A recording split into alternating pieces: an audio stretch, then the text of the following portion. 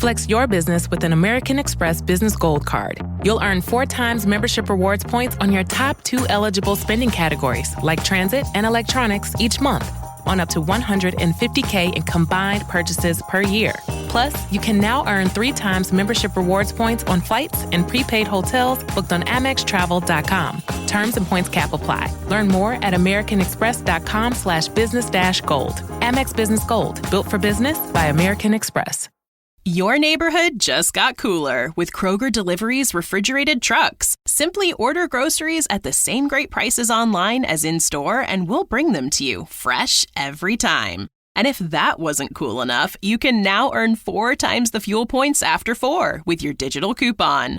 Choose a next-day Kroger Delivery time slot for 4 p.m. or later on Tuesdays, Wednesdays, and Thursdays. Must deliver by February 4th. Restrictions apply. See Kroger.com for details.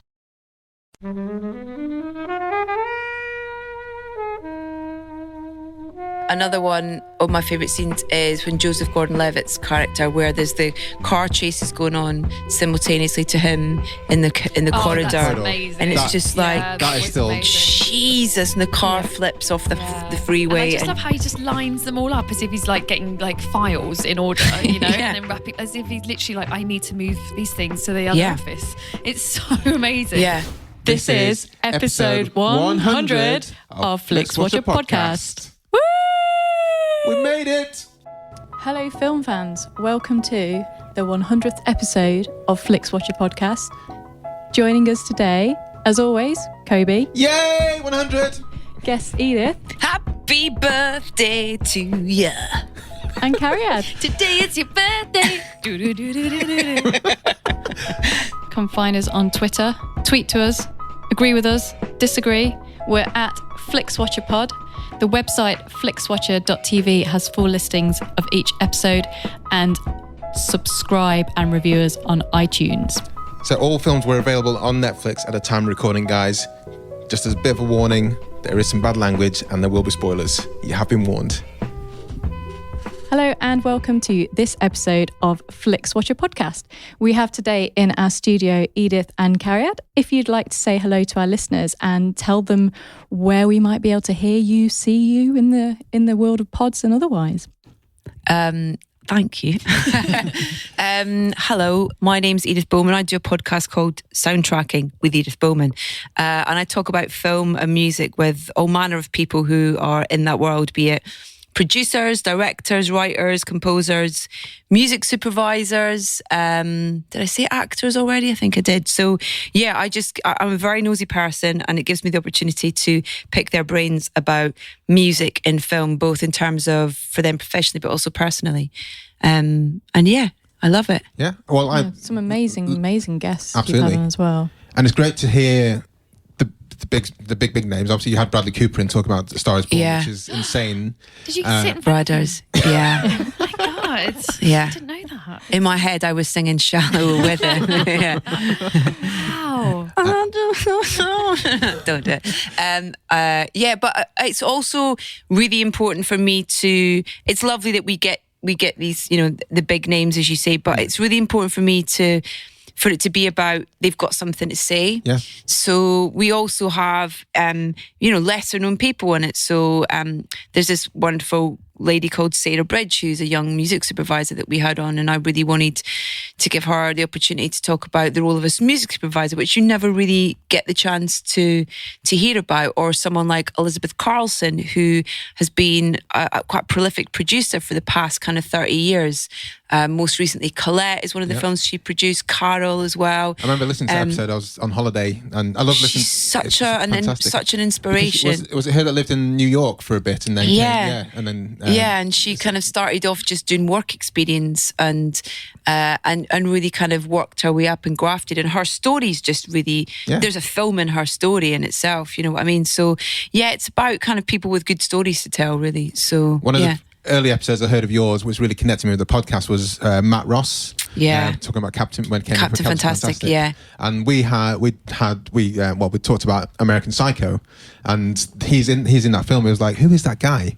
He's the guy that he's in Silicon Valley as well. Of course, he plays. But he's the guy that was strangled because because he was gay in the toilets.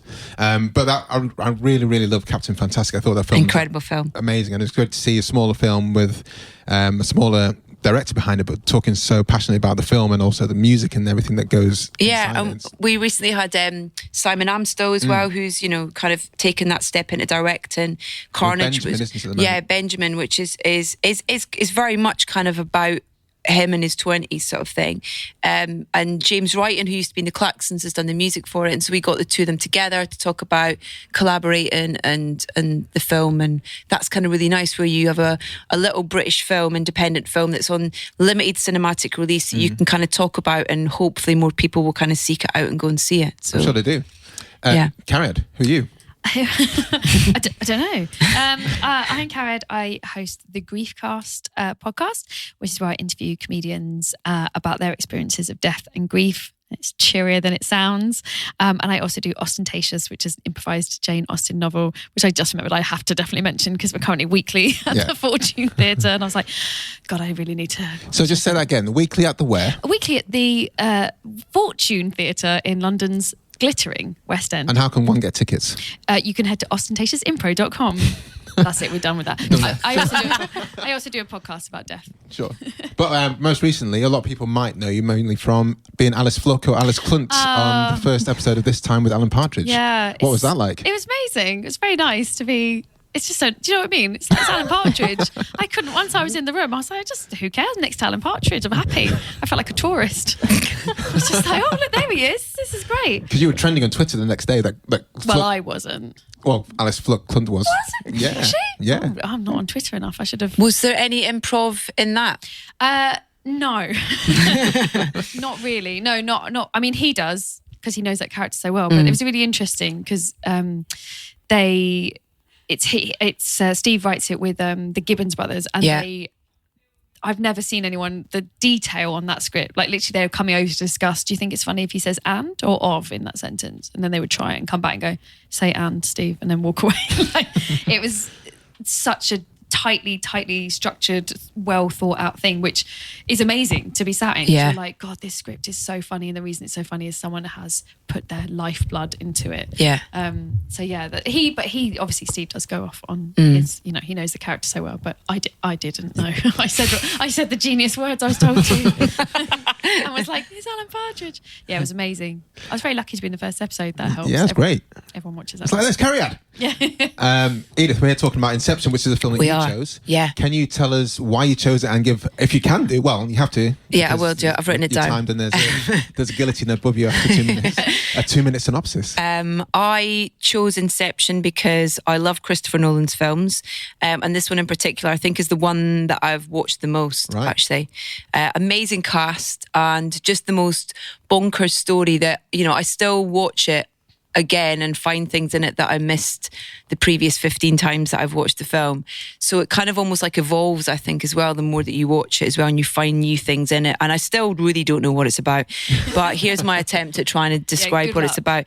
So Leonardo DiCaprio plays this character called Cobb, who's a specialist corporate spy and thief who extracts and implants information from and into unconscious minds whilst they dream. But there is also a kind of another side to the film, which is a love story. That's all I'm going to say. Okay, well, great. Yeah, that's good. Very good. Yeah? Because I was like, when you chose this, I was like, how are you going to explain Describe it. what the hell it's about? Yeah. Well, people are going to be, we've told the spoilers, so if you listen to this point, you're silly, but everyone should have seen this film by now, so there's no real need to get into the minutiae. Okay. But also, like, streets fold up. You didn't talk about that. Well, I mean, but that's the whole, the kind of visual element to this as well. I think that's why you need to see this film more than once, because you need to watch it to kind of go, okay, right, and then to allow yourself to, it's almost like with music, when you listen to a song for the first time, you're either a lyrics or a melody person. And then when you listen to it again, you'll either go, oh, now I get the melody, or now I get the lyrics. Yeah. So similarly with this, that there's so much going on that it kind of like completely messes with your brain, I think. And I love films that do that, where they kind of really test you and you kind of come out and it needs a conversation or five to kind of go, what did you, sit people down. Yeah, exactly. So I love that about film. Things like Mulholland Drive and all that kind of thing, where they go, it encourages you to go to the pub basically and just have a pint and chat about it. He doesn't want a film that does that. Helen, you're a big Christopher Nolan-ite. I am, but I'm even a bigger Inception fan. Yes! Than Christopher Nolan. The joy was transmitted to you by text message when I got this choice. I really love this film. I think I stood up in the cinema and applauded when I saw it.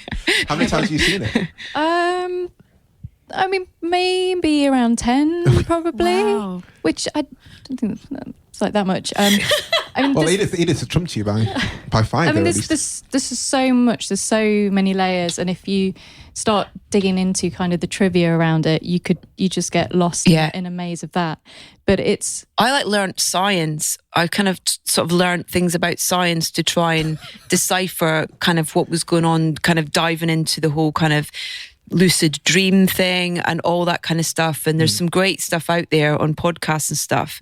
There's a really good episode of Rick Edwards' podcast Science-ish, right, where they speak to kind of dream specialists about kind of where that's kind of going. And I'm just like, I'm kind of totally geeked out on that world and how the hell Christopher Nolan wrote this thing. It's one of his it's completely original one, which a lot of time we see him now as like source material, but to come up with this idea and to kind of execute it as well and carry it through. And I love how angry this film makes people as well when they try and unpick it and they can't get the answer, or the ending is ambiguous and they're so annoyed that it's not clear cut. It's like, well, it's however you want to take it.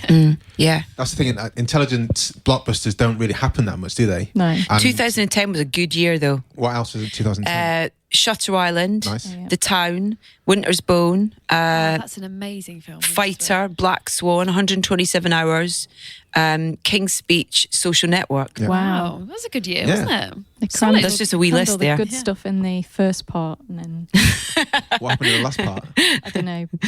None of those. Arrival's another really good, I think, intelligent blockbuster Denis Villeneuve did But more that's recently. it. And they're few and far between. It's great when, because Arrival, I'm sure people do like, I was told to see this film. It's in a big screen, but I don't get it, so it's shit. And this is Interstellar as well, obviously. Oh my God, that's a Nolan one, isn't yeah. it? Oh. Cariad, what are your thoughts? Well, How many times have you seen it? I have seen it twice. Yes. Only because I saw it You were once forced at the to. cinema and I was forced to watch it for this podcast. And when I saw Inception, I was like, oh no. And then I'm not going to lie, I went on Netflix. I was like, how long? Yeah. Two and a half hours. 2.5 bloody hours. I was up till 1 a.m. Oh my And- God, I'm sorry. No, it's all right. And the other thing I would, watching it by yourself with a mirror in the room, you then have that, like, I finished and I was like, is the mirror real? What can I feel a bit, is everything, was this chair real? Yeah, You doing know, the really, hand thing. It makes you feel really funny. I really enjoyed it. And I'm really glad that I was forced to watch it again, because the first time I saw it, I didn't enjoy it. You didn't? No, Oh, I okay. didn't. I felt very, I think I struggled so hard the first time to just understand what the fuck was going on. So Yeah, I the felt whole- stupid after the I whole watched it for the time, first I was time. like, hang on a minute, hang on. Oh, what? And so I left the cinema going, oh, I just don't really know what happened. Whereas this time, I felt like I was watching it and I was like, that was not in it the first time. That wasn't there. There's a whole bit they explain what's happening. How did I miss that? There's a whole massive bit where they're like, this is what's happening. And I thought, no, that was not. So I think you absolutely have to watch it more than once, definitely. But I thoroughly enjoyed it. And yeah, it was... I'm not someone, I have to say, I've got no excuse. I was about to say I had a child 2 years ago. This came out 10 years ago. But my husband's a filmmaker as well. So I feel like sometimes, because he's so into films, I sometimes have moved away, and I'm so into, my world is so much live comedy and stuff. So My husband's like that because I'm so into film. Yeah. It's football and yeah. So you sort of like I had literally said to my husband this morning, what else has Christopher Nolan done? And then he was like, Memento. What did his eye roll? Well, he listed it very kindly. He's used to my brain. And I was like, oh, I love Memento. Oh, is that him as well? And I was like, oh yeah, it was similar, wasn't it? And I remember going to watch Memento and just having my mind blown because I'd never seen anything before. And I wonder if it's that thing thing with directors of like, because he's such a trendsetter, you do actually see more. Like the first time I saw Memento, I was like, I've never seen anything like this in my life. I remember going to Inception being like, oh, this is now more popular. So he's having to push it even further because it doesn't stand out as much. So for my brain as an audience is struggling to catch up with him. He's better than us, is what I'm saying. His mind is, I cannot fathom his mind, how he puts this. I mean, even Dunkirk, which is a more linear style. He did that as well. Yeah. He's very busy, isn't he? Edith's weeping in the corner. No, I have the same with I'm a film fan. I'm not a kind of know-it-all on things. So you have your area, right? Totally, you totally. Can cope with your garden. But how he puts his film together. I mean, even Batman, but they're a bit more standard narrative, I guess. But Inception, Memento, Interstellar, and Dunkirk, the way he plays with time is really kind of mind-blowing. I don't know how he does it. This is my second time watching this. But it was great. I left the cinema the first time. I was like, that was excellent. Got the DVD as soon as it came out, but then it was on the shelf, like because it's 2.5 hours long and it needs your attention. Yeah. So definitely. I did really love the fact that you picked it, Edith, because I was like, well, I should have watched it like as soon as it came out on DVD because I needed to see it again. And this time around, I actually found it a bit too expository in some places. Oh, I found that very helpful. But they had to have that character played by the new architects, Ellen Page, Juno. They had to have her because otherwise it would make no sense. No, she's Ariadne, which I have to say did annoy me. Did it? Why? Oh, I'm like the beginning of it. I was like, I actually really hated the beginning because it is so. You're right, it is expository, and the fact that she's called Ariadne, and all these kind of like clunking. And the thing that really almost made me want to turn it off was the scene in the lecture theatre. I had to see another. Oh, there's a very famous old white man, and he's surrounded by a massive blackboard with equations, and a cool young man is coming in, being like, "Hey, I need your help." Like we've seen that scene so many times, but then obviously it got better. But because I couldn't remember it, I was like, "Oh, not this." It was like the whole getting the gang together at the beginning is a little bit comic. Like, that I love that scene where she's there outside the cafe. Yes. And things explode. And it's just like, oh my God. Yeah. And then another one of my favourite scenes is when Joseph Gordon-Levitt's character, where there's the car chases going on simultaneously to him in the corridor. That's amazing. And it's just like, that is still amazing. Jesus, and the car flips off the freeway. And I just love how he just lines them all up as if he's like getting like files in order, and then wrapping as if he's literally like, I need to move these things to the other office. It's so amazing. Yeah. That corridor scene, I think, is the best thing amazing. in the film for me. I don't know. Because with the streets bending, you kind of just go, well, that's CGI. That's what's happened. They made a street bend over. But with that corridor scene where you've got people moving around in that kind of way, and the corridor spinning, you just think, well, that's it. That's how films should be made from now on. And they're not, because they can't be. People can't do that because people haven't got Christopher Nolan's mind. You're sorry? You can in dreams. You can in dreams. Yeah, I think you do have. It's one of those films where like. I think it's good it's 2.5 hours long, really, because it takes you a while to get into that world. And I found myself, again, really fighting at the beginning. So because it's so intense and you have to give up all other thoughts. And I think in this day and age, it's quite hard to do that. You can't, he's saying to you, you can't look at your phone. You're going to miss something. You can't go make a cup of tea. You have to come into this dream with me and fucking stay here till we're finished. And I think that's what I initially didn't want to do, because you're like, oh God, I'm a bit afraid of that. But once I just slipped into the bath, I was like, all right, I'm here. That's it. Chris. I was trying to watch it with my wife at the weekend, and she had her phone out quite often. I was like, we can't. No, because you will miss everything. Yeah, I knew it was question, so put your phone away. Yeah. So I had to move on to a different. We watched Game of Thrones instead. So the totem. We haven't even mentioned the totem. The totems, which is a real thing in lucid dreams. Really? Yeah. So I'm looking forward to your research. So so lucid dreams is being conscious within dreams, basically, and so you almost kind of have to be repetitive with things to get there, and then to understand when you're in the dream and when you're not. And so you have a thing where you almost need to teach the brain in real life that choose a totem, and then that's your thing. So you look at your hand, you count your fingers, you turn it over the other way, you clench your fist, and you go, 5 fingers, that's my hand, I know that's happening. So then in your dream, when you do that, it would maybe grow another finger, so then that you know that that's the dream element. And same when the film, the totem, the spinning top, if it keeps spinning, it's in the dream. If it stops, then you're not in the dream. So this is a real thing. So Nolan's obviously like delved into this whole world to incorporate these things into it, which I'm just fascinated about. The chair about. thing is real as well, because that's what surrealist painters used to do. They used to lean back and fall asleep on the chair, and then the chair would smack. I'm sure it was Picasso, one of them did this. This would smack and wake them up, and then they would immediately paint what they were dreaming. Oh, yeah. And they did that as a way to make sure that that was the only way to instantly capture it. Because you were going to, gravity would wake you up and you immediately go, I know what I just dreamed, so I can then paint it immediately. Do you know what the main fan theory is about the totem? Go on. That Cobb's totem is actually his wedding ring, not the spinning die, not the spinning thing. The spinning thing is supposed to be Mal's totem, because that's what she hides away.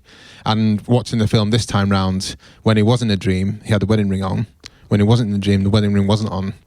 So next time you watch this, at the end, does he have the wedding ring on? I'm not going to tell you. Oh, what? I can't watch 2.5 hours. Did the ending annoy you though? No. Me neither. The end annoyed me so much the first time, but less the second time. Okay. The first time I was like, oh, fuck off. I really was.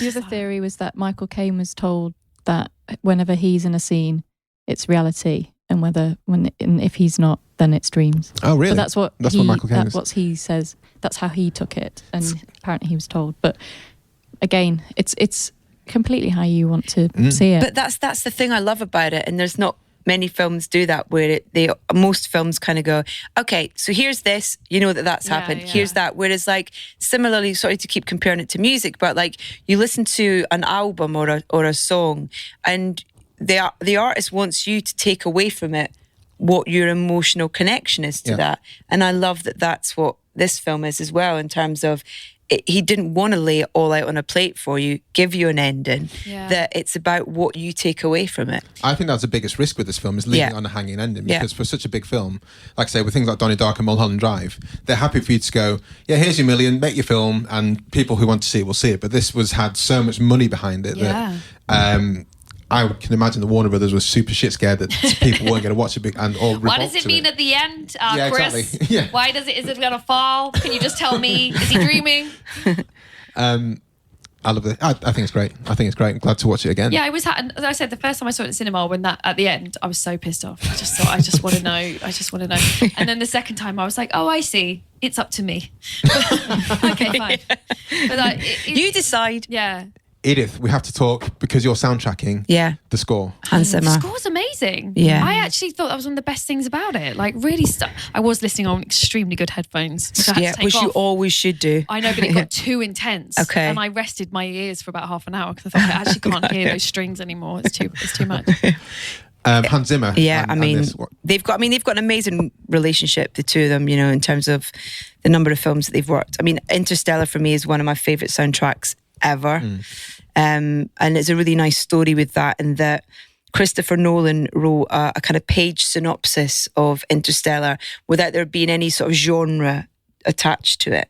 So there was no reference of kind of any sci-fi element and stuff. It was kind of just sort of, it's a story about blah, blah, blah, kind of thing. Sent that to Hans Zimmer and said, if you've got time, can you give this a day and send me back something that you get from this synopsis? So he then recorded basically the organ part that basically is the kind of pulse of the whole film kind of thing, and the whole sound of the film. And then Nolan took that, and that kind of inspired him writing the rest of the script for Interstellar from what he'd been sent by Hans Zimmer. But they've got this... Inception. Sorry, it's Interstellar, yeah.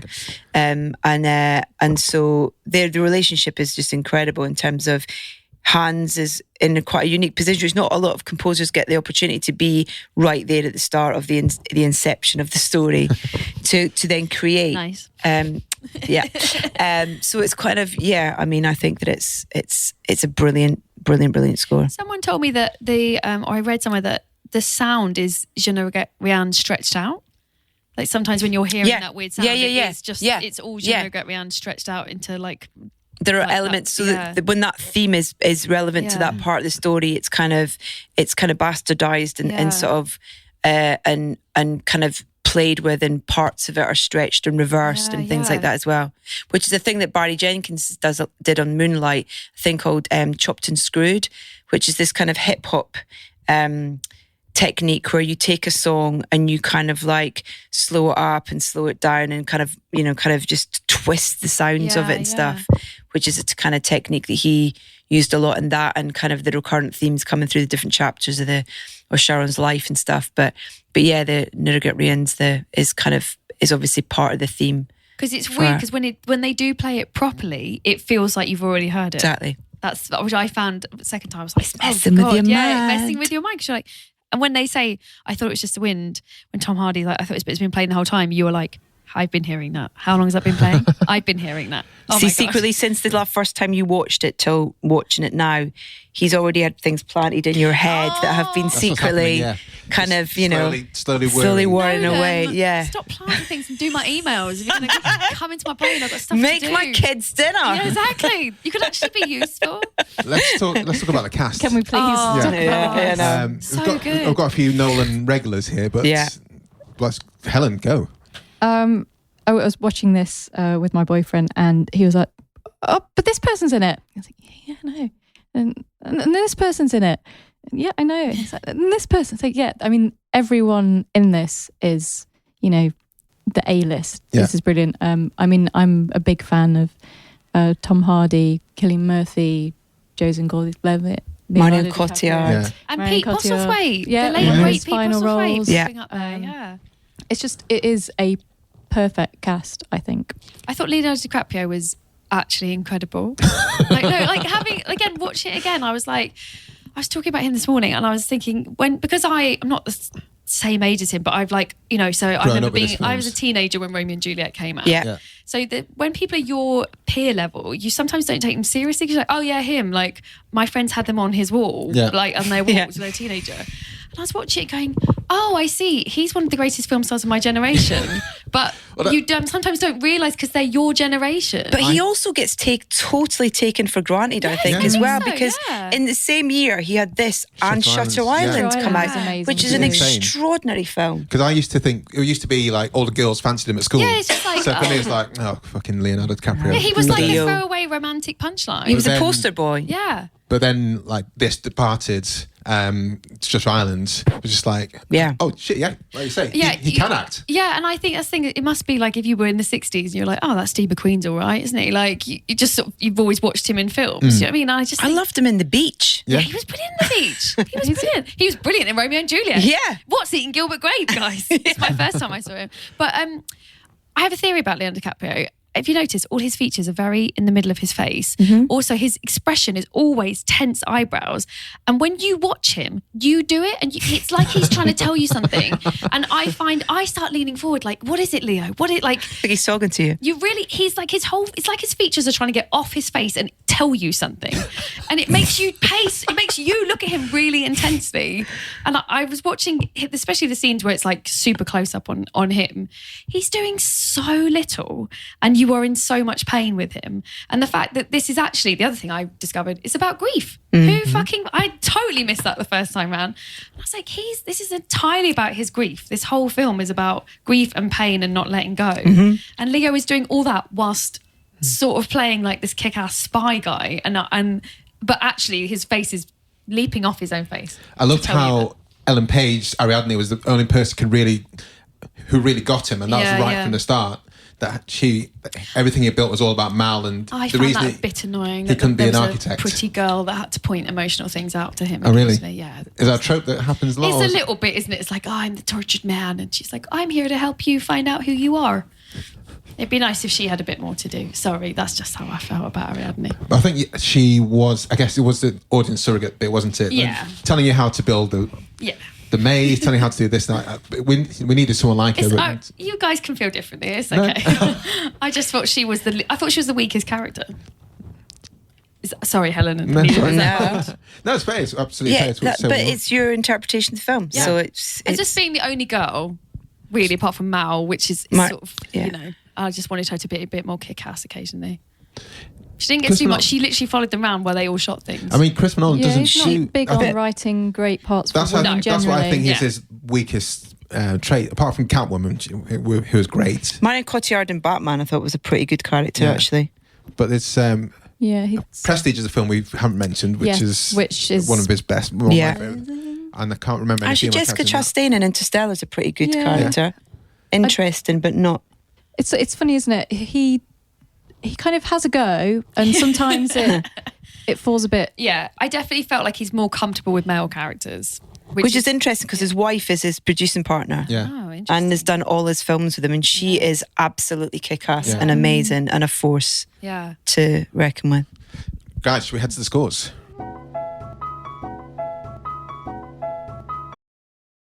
This episode is brought to you by Amazon. Sometimes the most painful part of getting sick is the getting better part. Waiting on hold for an appointment, sitting in crowded waiting rooms, standing in line at the pharmacy, that's painful.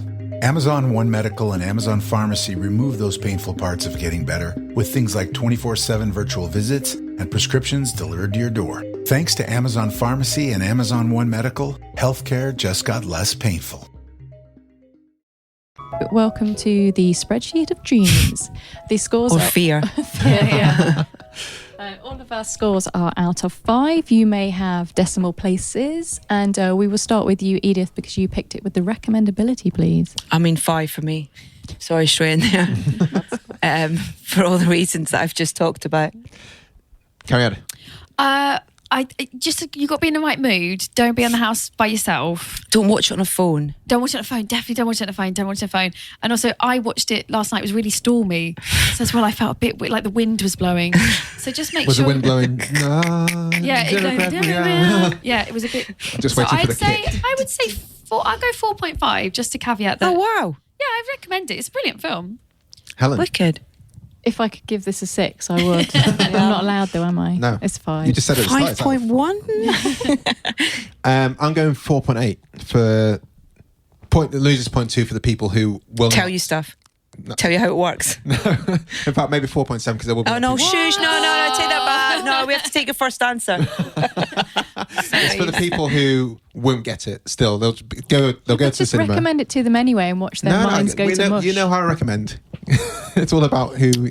I think say won't get it. There'll be people who will like anyone who watches it at home. They'll be confused. They'll want to be on the phone and be like, "What's going on?" No. But then we have a thing called the internet where they can then go and explore to find the answer. 4.8. I think it's my final answer. Great. Repeat viewing score.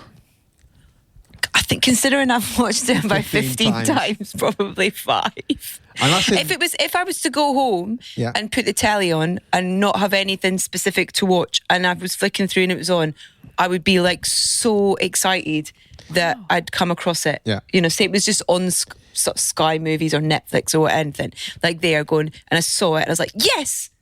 That's like the acid test, isn't it? Yeah. Cariad.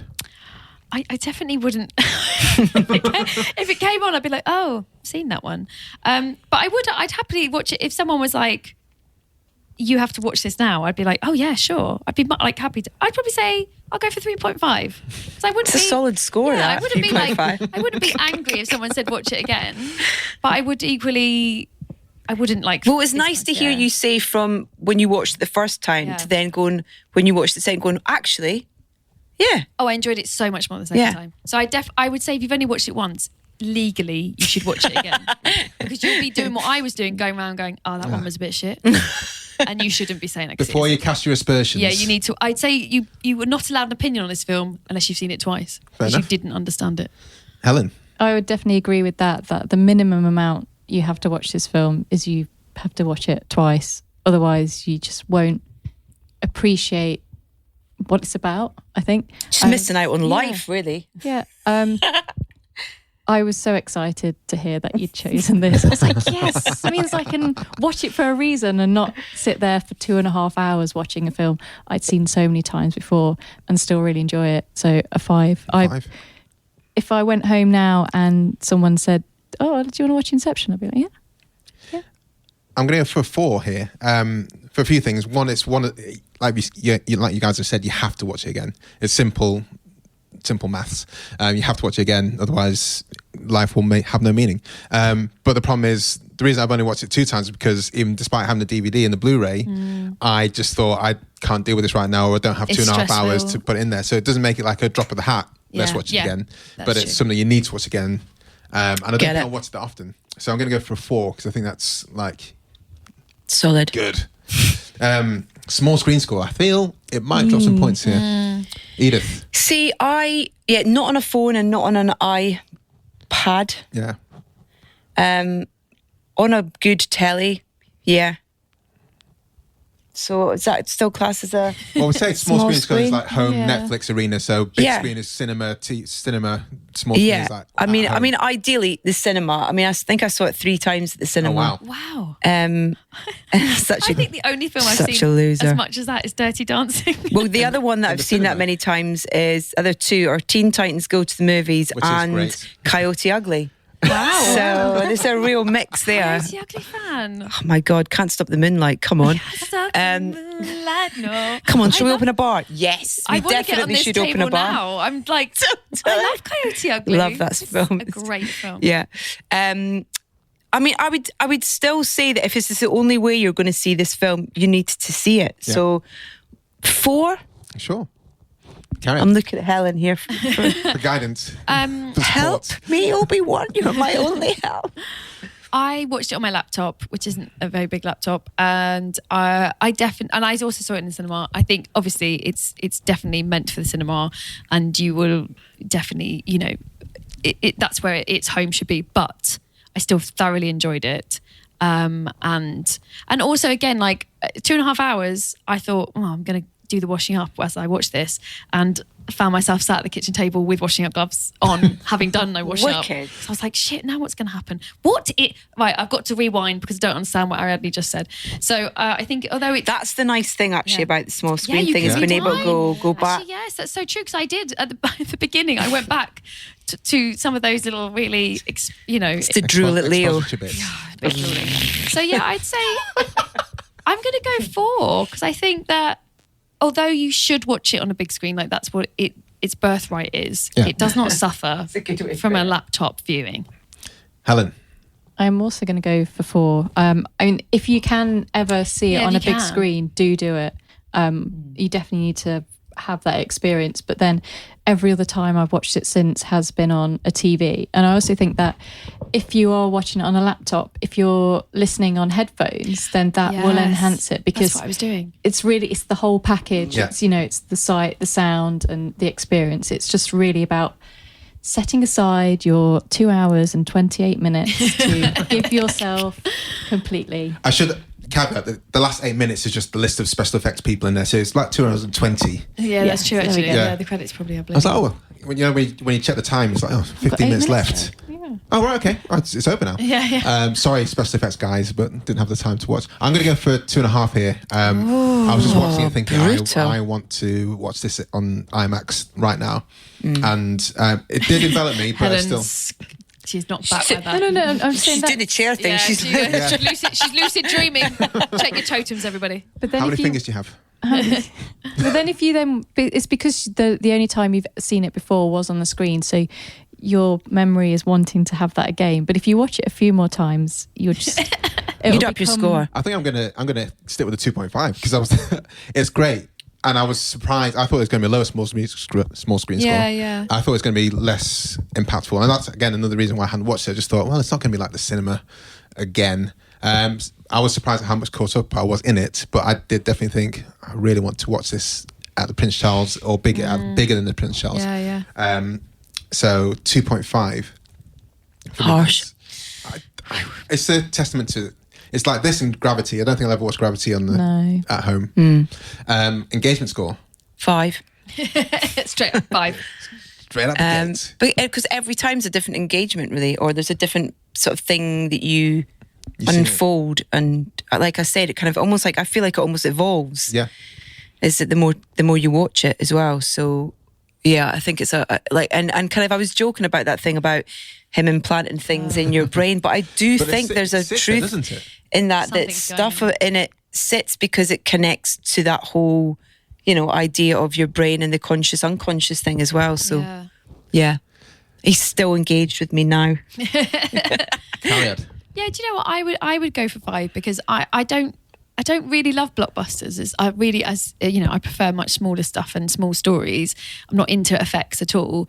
And when it clicked that this was about grief and about pain and how good Leonardo DiCaprio is at telling that story of loss and not being able to move on, that is what engages you. 5 out of 5, 100%. I was so engaged in his story. All the other stuff is amazing and brilliant. But if you really care about stories and characters and people, it's flawless, and it is rare to get that in film. Well, that's the thing about a good film, isn't it? Is that there is that nugget of inspiration.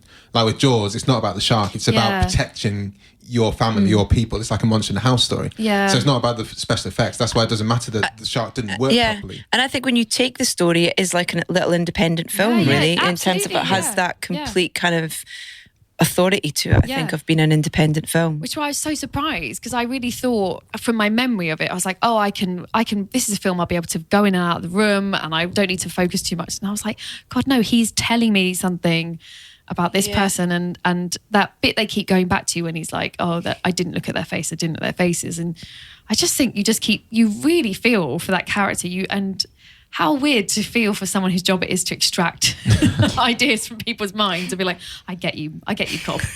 I can imagine I'd feel exactly the same. So. Helen. No surprise, it's 5. You have to be engaged with this, because if you're not, then you just won't enjoy it. The more you engage with it, and the more you go on that journey, and it might be a different path in each time you watch it, because there's so many different things to notice and think about. So, yeah, 5. I'm going to go for 1.2. Jokes. Go for 5. Can you imagine? Your face, either. Literally, it was like, we were about to we were about to send you deeper under into your brain and plant the idea that I was about to be, You have to be 100% involved in this film. And that's a slight caveat, actually. Yes. If you're going to watch it, you need to know that you want to be involved in turn your phone off. Yeah. But like, it doesn't surprise me at all, Cariad, that you start going, big film, big director, Leonardo DiCaprio, I'm just going to press play. Oh shit. Like 2 hours later, you're still there. I didn't get anything done, and it was very annoying. I had quite a lot to do, and I thought, brilliant, I can just get on with myself. I couldn't. I ended up just sitting down on my bed with my headphones on. I thought, I'm just going to give in, I'm going to watch it. Nice. Yeah, it was. Thank you. Yeah. I just totally went fine. That gives an overall score of 4.456, which is bang tidy. Very high. Yeah. Let's go to Twitter to find out what the guys on Twitter said. Oh, God. So, as always... Oh, God, you're scared. As always, we will do a Twitter shout-out. scares me in general. Yeah. So do follow us on Twitter and we'll give a shout out. So in this case, said we're reviewing Inception with Cariad from the Griefcast and Edith at the Griefcast, and at Edith Bow from at Soundtracking UK. Have you seen it? Tell us your thoughts for a shout out. So Edith, would you like to take the first one? Big response here, guys. Yeah. Scheitgeist, hello. Visually spectacular, high concept action adventure. Sure, you can pick it apart, and so what if only the protagonist has any traits whatsoever? And yes, they can purchase an airline but can't fly his kids over to Paris to meet him. An infuriating 5 watches. Yeah. Okay. Cariad. At Seth Rogen _Josh. That word is oneronaut. Thank you. Oneronaut leads subconsciousness hackers through lucid layers of limbo in visionary reality questioning meta marvel. You got some time in your hands, Seth Rogen, Josh, to come up with that sentence. Self-indulgent, nonsensical vanity project, or incisive exploration of unspoken conventions of storytelling. 5 spinning tops out of 5. I admire the system of judgment. Yeah. 5 spinning tops. So this is from the Countdown Pod. In a word, incredible. One of only 13 films I've ever rated 5 out of 5 stars. How many films have you seen in your life? If it's 13, that's nothing. We need more context here. We need more context. We need to know what the other 12 were. Yeah, exactly. I watched Toy Story 12 other times. I loved it.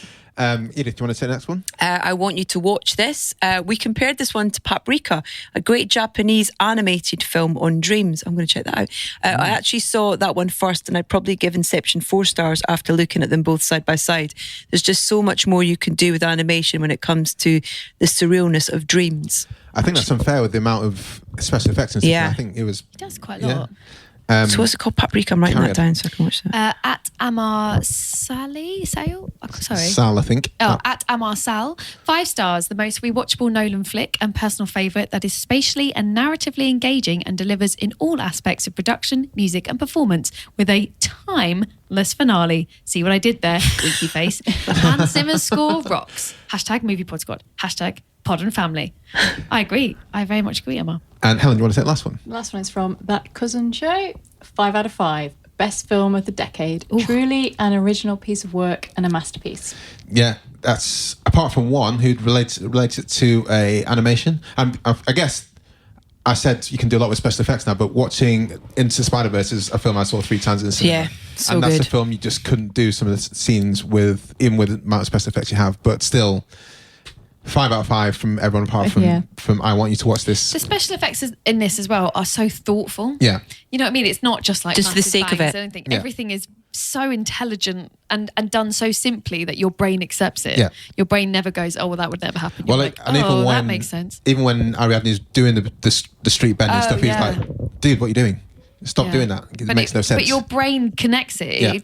Yeah. The special effects are amazing, actually. Cariad and Edith, can you sign off by telling Jasper and the rest of the listeners where they can find you, or he can find you? Hi, Jasper. In a non-stalky way. Yeah, please say something. You can find me on Twitter at The Griefcast, or on Instagram at The Griefcast, or at Cariad Lloyd. And you can follow Ostentatious in the theatre, London's West End, in the Fortune Theatre every Monday. I'm not going to give you my actual address, but you can find me online. I am at Soundtracking UK for the podcast on Twitter and Instagram, at EDBO as well, or you can head to the website, which is edithbowman.com, and listen to one of our 130 odd episodes. Wow. Magnificent, guys. That's good. How'd that feel? Amazing. Don't let it ever stop, please. Thank you very much, guys. Thanks for having us. Bye. Bye. Enjoy listening to Flixwatcher podcast? Make sure you're subscribed wherever you listen to your podcasts. Why not leave us your 5-star review on iTunes and follow us at FlixWatcherPod on Twitter. Cheers, Brendan, for your fantastic editing skills. Really, really appreciate it. And cheers to everyone, all the mighty people, for the tunes that you can hear right now.